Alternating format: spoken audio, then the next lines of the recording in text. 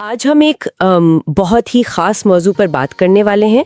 अली शरीयती का एक मशहूर लेक्चर है 1971 का, तेहरान में हुसैनिया इरशाद में दिया गया।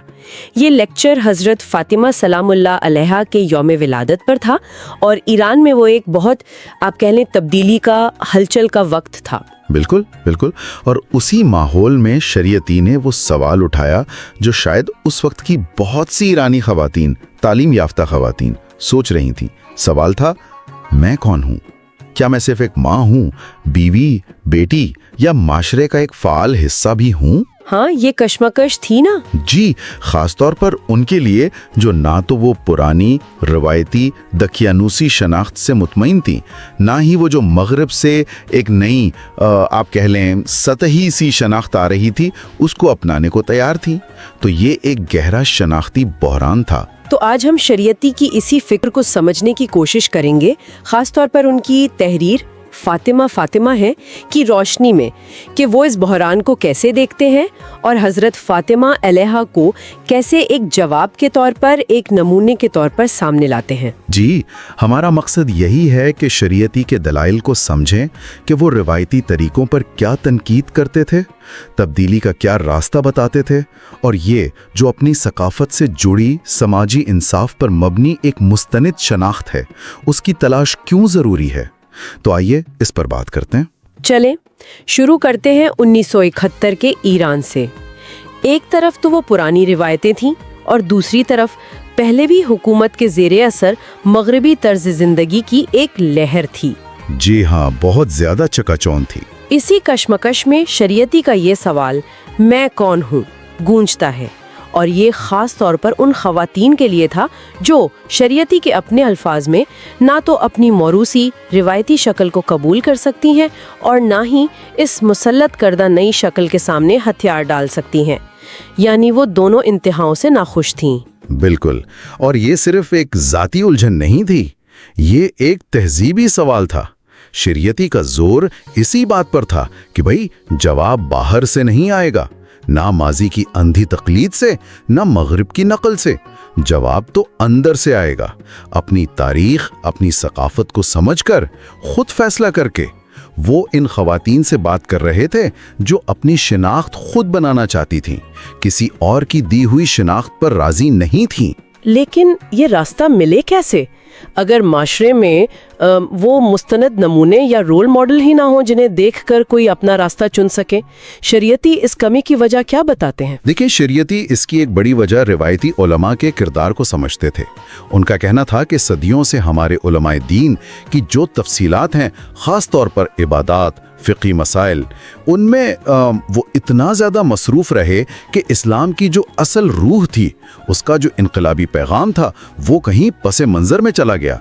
जैसे वो खुद कहते हैं, उलमा 14 सदियों से इबादात की तफसीलात बयान करने में बहुत मसरूफ़ रहे हैं। अच्छा। नतीजा ये हुआ कि इस्लाम के वो बुनियादी उसूल जो इंसान को हकीकी आज़ादी सिखाते हैं, इज़्ज़त नफ्स देते हैं, जुल्म के खिलाफ खड़ा होना सिखाते हैं, वो चीज़ें अवाम के शऊर का इस तरह हिस्सा नहीं बन सकी जैसे बननी चाहिए थी। यानी कि आप कह रहे हैं कि जौहर को छोड़कर बस ज़ाहिरी चीज़ों, खौल पर ज़्यादा तवज्जो दी गई। बड़ी हद तक हाँ। शरीयती के नज़दीक आज़ादा जैसे तसव्वुरात मतलब सिर्फ सियासी आज़ादी नहीं, बल्कि दुनिया की मोहब्बत से, ज़हनी ग़ुलामी से आज़ादी, एक तरह की अंदरूनी आज़ादी या फिर समाजी इंसाफ का क़याम, ये चीज़ें कहीं नज़रअंदाज हो गईं। और वो शियत को भी इसकी असल इनकलाबी शक्ल में देखना चाहते थे, जिसे वो अलवी शियत कहते थे। अलवी शियत बमुकाबला सफ़वी शियत, ये फ़र्क वो वाज़े करते थे। जी बिल्कुल। अलवी शियत यानी वो जो हज़रत अली अलैहिस्सलाम और अहले बैत के इंसाफ, इल्म और हक परस्ती पर मबनी थी, ना कि वो सफ़वी शियत जो बाद में रियासती मजहब बनी और ज़्यादातर रसूमात तक महदूद होकर रह गई। वो इस फ़र्क पर बहुत जोर देते थे। ये बहुत अहम नुक्ता है। अच्छा, तो अगर रिवायती रास्ते महदूद थे, मुस्तनद नमूने भी वाज़े नहीं थे, तो फिर तब्दीली कैसे आए? शरीयती क्या रास्ता बताते हैं कि कोई फ़र्द या मुआशरा अपनी असल की तरफ कैसे वापस जाए? यहाँ शरीयती एक बहुत दिलचस्प बात करते हैं। वो मवाजना करते हैं क़दामत परस्ती का, यानी बस पुराने से चिपटे रहो, फिर इनकलाबियत यानी सब कुछ तोड़ फोड़ दो, और इस्लाह पसंदी यानी बस छोटी मोटी तब्दीलियां कर लो। वो कहते हैं कि पैगंबर इस्लाम सल्लल्लाहु अलैहि वसल्लम का तरीका इन तीनों से मुख्तलिफ था। वो क्या था? शरीयती कहते हैं कि पैगंबर सल्लल्लाहु अलैहि वसल्लम का तरीका ये था कि वो मुआशरे में जो पुरानी शक्लें या रस्में राइज थीं, अगर वो लोगों की ज़िंदगी में बहुत गहरी थीं तो उनको एकदम से ख़त्म नहीं किया। उनके लफ्ज़ों में पैगंबर शक्ल को महफूज रखते हैं, लेकिन वो इस रस्म के मवाद, रूह, सिमत और अमली इतलाक को इनकलाबी, फैसलाकुन और फौरी अंदाज में बदल देते हैं। अच्छा, यानी बर्तन वही रखा मगर अंदर क्या है वो बदल दिया। बिल्कुल, क्या खूब कहा आपने। बर्तन वही, मशरूब नया।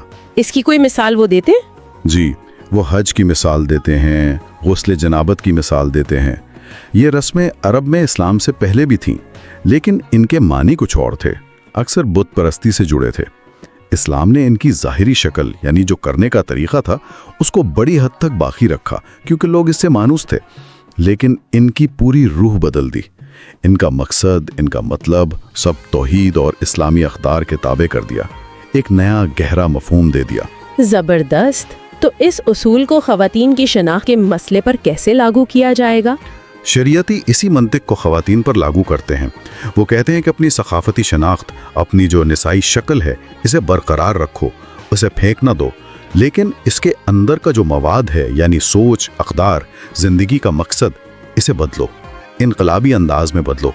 और बाहर से जो आ रहा है, ख़ास तौर पर मगरबी तहजीब से जो सतही और नुकसानदेह मवाद है, उससे बचो, वो तुम्हारी असल शनाख्त को ख़राब कर सकता है। उनका मशवरा था, अगर तुम्हारी सकाफत में फातिमा की रिवायत है तो उसे तलाश करो, यानी अपनी तारीख से रहनुमाई लो। हाँ, अपनी तारीख में जो मुस्तनद नमूने हैं उनसे रहनुमाई लो, लेकिन उनकी अंधी तकलीद नहीं करनी, उनकी रूह को समझना है और आज के दौर में उस पर अमल करने का तरीका ढूंढना है। ये जो बात है कि शक्ल बरकरार रखो, मवाद बदलो, ये उस बहस से कैसे जुड़ती है जो शरीयती हकीकत पसंदी यानी रियलिज्म और मिसालियत पसंदी यानी आइडियलिज्म के बारे में करते हैं? देखें, शरीयती का मानना था कि इस्लाम इन दोनों इंतहाओं के बीच में एक अलग रास्ता दिखाता है। इस्लाम हकीकतों को मानता है, दुनिया में भूख है, जहालत है, जुल्म है, कमज़ोरियां हैं इंसान की, इस लिहाज से वो हकीकत पसंद है। लेकिन वो जो खालिस हकीकत पसंदी होती है ना, जो अक्सर कहती है भाई दुनिया ऐसी है, कबूल कर लो, इस्लाम वैसा नहीं है। इस्लाम उस हकीकत को बदलने पर जोर देता है, इसे ज्यों का त्यों कबूल नहीं करता। ठीक, और मिसालियत पसंदी से कैसे फ़र्क है? मिसालियत पसंदी अक्सर हकीकत से मुंह मोड़ लेती है या उसे नज़रअंदाज करके बस ऊंची ऊंची आदर्शों की बातें करती है। इस्लाम ऐसा भी नहीं करता। शरीयती के मुताबिक इस्लाम का तरीका यह है कि वो ज़मीनी हकीकतों को इस्तेमाल करता है अपने बुलंद मकासद तक पहुंचने के लिए, एक ज़रिए के तौर पर। वो हकीकतों को अपने ताबे करता है, उनके आगे झुकता नहीं। जैसा कि शरीयती कहते हैं, इस्लाम हकीकतों के सामने सर तस्लीम खम नहीं करता, बल्कि वो हकीकतों को अपने ताबे करता है। इसकी कोई मिसाल? एक सादा मिसाल तलाक के मसले की है। कुछ नज़रियात जैसे रिवायती मसीहियत तलाक को बिल्कुल रद्द करते हैं। ये हुई मिसालियत पसंदी जो अमली ज़िंदगी में मुश्किल पैदा कर सकती है। इस्लाम तलाक की नापसंदीदा हकीकत को तस्लीम करता है, ये हुई हकीकत पसंदी, लेकिन फिर उसे एक पूरे कानूनी और अखलाकी ज़ाब्ते के तहत लाता है ताकि माशरे में बिगाड़ ना हो, फ़र्द के हुकूक महफूज रहें। ये है हकीकत को आदर्श के ताबे करना। ये सोच आपको मौका देती है कि अपनी तारीख से जुड़े रहते हुए आज़ादाना तौर पर मसाइल का हल निकालें। अब आते हैं हज़रत फ़ातिमा सलामुल्लाह अलैहा की तरफ, जिनका नाम इस लेक्चर के उन्वान में भी है। शरीयती के नज़दीक आम तौर पर लोग उन्हें कैसे याद करते हैं और वो इस तस्वीर को कैसे चैलेंज करते हैं? शरीयती इस बात पर अफसोस करते थे कि अवामी जहन में हज़रत फ़ातिमा की तस्वीर अक्सर सिर्फ मजलूमियत तक रह गई है। बाग़े फ़दक का छिन जाना, दरवाजे का वाक़या, पसली पर चोट आना, ये वाक़या ठीक हैं, तारीख़ी तौर पर अहम होंगे, मगर शरीयती कहते थे कि ये फ़ातिमा की शख्सियत का सिर्फ एक पहलू है और शायद सबसे अहम पहलू भी नहीं। वो सवाल उठाते हैं कि क्या फ़ातिमा सिर्फ रोने धोने वाली एक बेबस खातून थी? वो इस रवायती महदूद तस्वीर को रद्द करते हैं। तो फिर शरीयती के नज़दीक हज़रत फ़ातिमा की असल शनाख्त क्या है? वो क्या तस्वीर पेश करते हैं? शरीयती हवाला देते हैं हजरत फातिमा के इस मशहूर तारीखी खुतबे का, जो उन्होंने मस्जिद नबवी में दिया था। जी हाँ, बिल्कुल। पैगंबर इस्लाम सल्लल्लाहु अलैहि वसल्लम की वफात के फौरन बाद उस वक्त की हुकूमत के बड़े लोगों के सामने शरीयती इस खुतबे से दिखाते हैं कि फातिमा अलैहा सिर्फ एक गमज़दा बेटी नहीं थी, बल्कि एक इंतहाई बाखबर, जुर्रतमंद, उसूल परस्त खातून थी, जिन्होंने भरे मजमे में खिलाफत के मसले पर, हज़रत अली अलैहि के हक़ पर, इंसाफ के उसूलों पर खुलकर बात की। इस खुतबे में ऐसी क्या खास बात थी जिस पर शरीयती इतना जोर देते हैं? देखें, इस खुतबे से शरीयती ये साबित करते हैं कि फातिमा सलाम ने सिर्फ अपने वालिद की मीरास यानी फदक का कानूनी और मजहबी दलाइल से दिफा नहीं किया, बल्कि उन्होंने उस वक्त जो सियासी सूरत हाल थी, जो हक से इन्हिराफ हो रहा था, जो उम्मत की जिम्मेदारियां थीं, उन सब पर सख्त तनकीद की। उन्होंने हज़रत अली की फजीलत, इस्लाम के लिए उनकी कुर्बानियों का जिक्र किया और लोगों को खबरदार किया कि वो गलत रास्ते पर जा रहे हैं। मिसाल के तौर पर खुतबे में वो जगह जहां वो पूछती हैं कि लोग अली से क्यों मुंह मोड़ रहे हैं, क्या इसलिए कि उनकी तलवार हमेशा हक के लिए उठती थी? ये अल्फाज एक ऐसी शख्सियत को दिखाते हैं जो जुल्म और नाइंसाफी के खिलाफ डट जाने वाली थी, सिर्फ मजलूम नहीं। शरीयती के लिए फातिमा सलाम मुजाहमत की, हक गोई की, समाजी इंसाफ की एक लाजवाल अलामत है। ये वाकई एक बिल्कुल मुख्तलिफ और बहुत ताकतवर तस्वीर है। अच्छा, इसी से जुड़ी हुई शरीयती की वो बात है जुल्म के बारे में। वो कहते हैं कि जुल्म सिर्फ जालिम की वजह से नहीं होता। इसका क्या मतलब है? ये शरीयती का एक बहुत आप कहें चौंका देने वाला गहरा नुक्ता है। वो कहते हैं कि जुल्म कभी एक तरफ से नहीं होता, उसके लिए दो फरीक चाहिए, एक जालिम और दूसरा वो जो जुल्म सहे, जो जुल्म कबूल करे या उसके सामने झुक जाए। उनका वो मशहूर जुमला है कि जुल्म जालिम के हथौड़े की ज़रब से मजलूम की एनविल पर बनता है। एनविल यानी वो लोहे का टुकड़ा जिस पर रखकर लोहार हथौड़ा मारता है, सिंदान जिसे कहते हैं? बिल्कुल वही। मतलब अगर वो सिंदान, वो एनविल ही ना हो तो हथौड़ा किस चीज पर पड़ेगा? यानी मजलूम की खामोशी, उसकी बेअमली या जुल्म को कबूल करने की उसकी जो हालत है, वही जालिम को जुल्म करने का मौका देती है। तो इसका इतलाक इस वक्त की खवातीन पर कैसे होता था शरीयती के ख्याल में? शरीयत का इशारा ये था कि अगर मुआशरा या ख़ास तौर पर ख़वातीन अपनी असल शनाख्त को, अपनी सकाफती जड़ों को, अपनी तारीख में मौजूद फातिमा ऐन जैसी मुजाहमत और अमल की मिसालों को भूल जाएंगी या उनकी गलत तशरीह मान लेंगी, तो वो जाने अनजाने में अपने ऊपर होने वाले जुल्म के निज़ाम को मजबूत करने का सबब बनेंगी। जिम्मेदारी सिर्फ जालिम पर नहीं है, मजलूम पर भी है कि वो अपनी हालत बदले, मुजाहमत करे। इसी तरह वो उल्मा पर भी जिम्मेदारी डालते हैं कि उन्होंने इस्लाम का हकीकी इनकलाबी चेहरा, उसके जो मुतहर्रिक नमूने थे अली, फातिमा, उनको आवाम के सामने ठीक से पेश नहीं किया। ज़्यादातर फ़िक़ही जुज़ियात और रस्मी इबादात पर ही जोर रहा। वो कहते हैं कि हमारे ज़हीन तरीन लोग फ़लसफ़ा, कलाम, फ़िक़ा में तो बहुत काम करते रहे, लेकिन अमली ज़िंदगी में रहनुमाई देने वाले समाजी इंसाफ और आज़ादी के पैगाम को इतना उजागर नहीं कर सके। और शायद इसी वजह से वो सिर्फ रस्मी गिरिया-वो-ज़ारी यानी रोने पीटने पर भी तनकीद करते हैं। जी हाँ, वो वाज़े करते हैं कि अहले बैत अली की मोहब्बत में रोना, उनके दुख पर हकीकी गम और हमदर्दी के आंसू बहाना, इसमें कोई हर्ज नहीं, वो तो ईमान का हिस्सा हो सकता है। लेकिन वो उन प्रोग्रामों पर तनकीद करते हैं जो सिर्फ एक रस्म बनकर रह गए हैं, जिनमें ना कोई शऊर है, ना जिम्मेदारी का एहसास, ना अमल का कोई जज्बा। वो कहते हैं कि ऐसा रोना जिसमें आगाही ना हो, वो तो बस आंख धोने के काम आता है। असल रोना वो है जो मारिफत और मोहब्बत से हो और जो आपको जुल्म के खिलाफ और इंसाफ के लिए खड़ा होने पर आमादा करे। अगर हम आज के दौर की तरफ आएं तो शरीयती ने जिस दोराहे का जिक्र किया था, एक तरफ रिवायत, दूसरी तरफ मगरिबी निकाली, वो आज भी किसी न किसी शक्ल में तो है ही।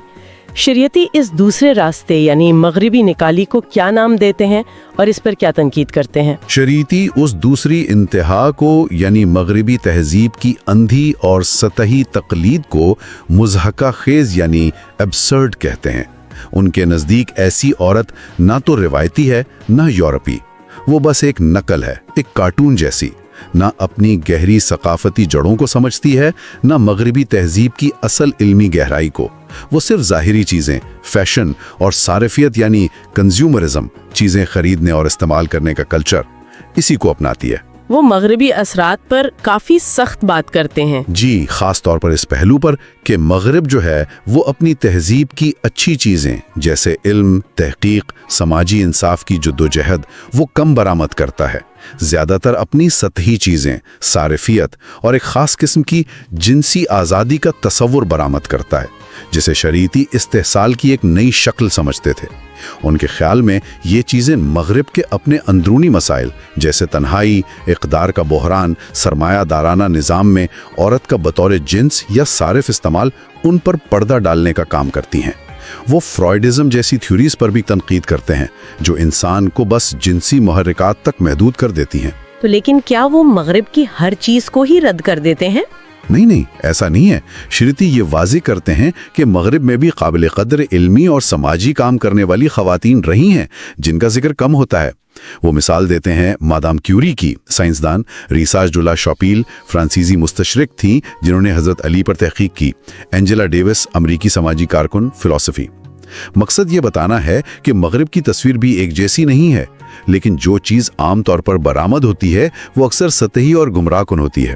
تو ان سب باتوں کے بعد شریعتی کا حتمی پیغام کیا ہے؟